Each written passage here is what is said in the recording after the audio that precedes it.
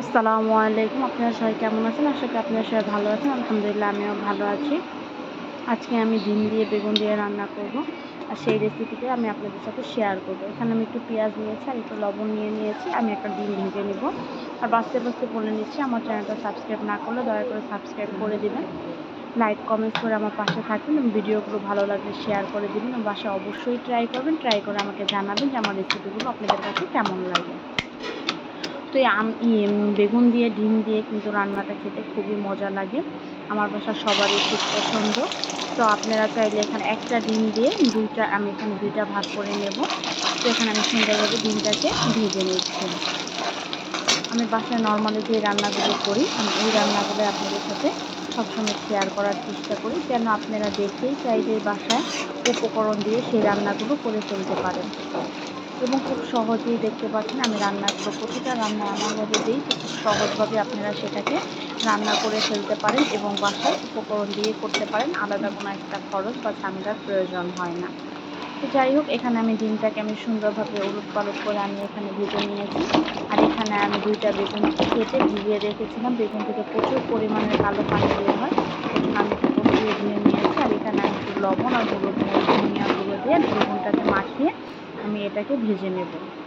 এখানে একটা কড়াই বসিয়েছি, ডিম ভেজেছিলাম সেই কড়াইয়ে আমি এখানে তেল দিয়ে দিলাম। আর এখানে আমি বেগুনগুলোকে সুন্দরভাবে আমি ভেজে নিচ্ছি। সুন্দরভাবে আমি বেগুনগুলো এখানে ভেজে নেব উলটপালট করে।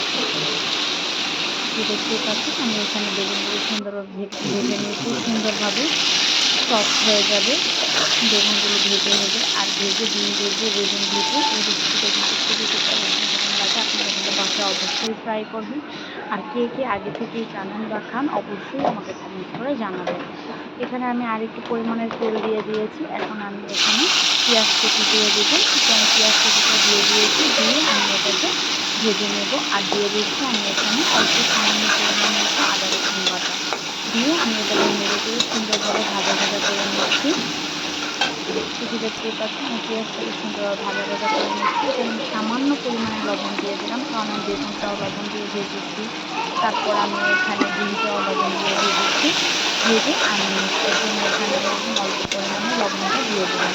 আর আপনারা যারা লবণ কম বেশি খান তাহলে দেখে শুনে দিয়ে দিতে পারেন। এখানে আমি পেঁয়াজটাকে ভেজে এখানে আমি পানি অ্যাড করে দিলাম।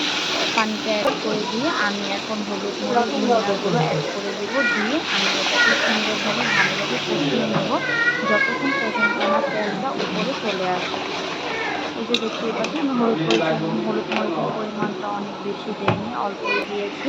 বেশি দিলে খেতে বেশি একটা ভালো লাগবে না। আর এখানে আমি এক্সট্রা ২ টা মরিচ ভেঙে দিয়ে দিচ্ছি।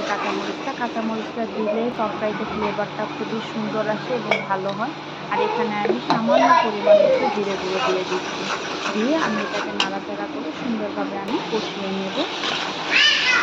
তেলটা উপরে চলে আসছে, তার মানে বোঝা যাচ্ছে যে আমার এটা সুন্দরভাবে কষানোটা হয়ে গেছে। আর আমি ভেজে রাখা বেগুনগুলো এখানে দিয়ে দিলাম।